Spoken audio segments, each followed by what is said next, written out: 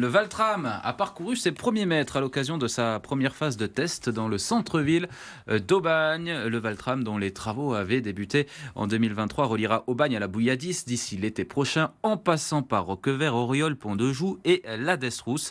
Léa Nicosia était à l'inauguration de la gare d'Aubagne ce matin.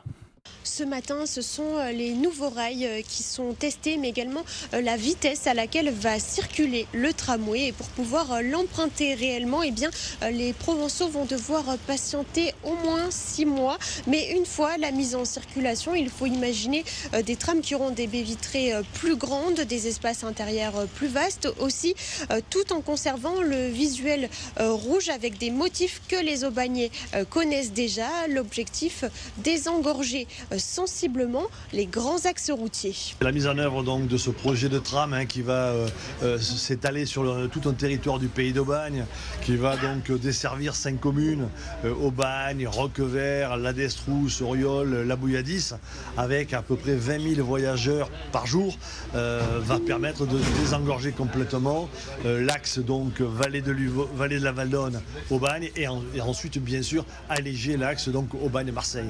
Et c'est ça le but. Alors, vous me parlez des parkings relais.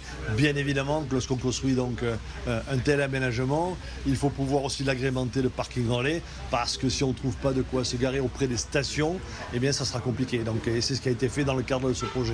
Avec ce tracé de 14 km, ce sont près de 60 000 habitants qui sont directement concernés, avec au total 198 voyageurs qui pourront emprunter les rames. Pour rappel, le coût total de ce projet initié par la métropole est estimé à 180 millions d'euros. Il faisait partie du plan Marseille en grand.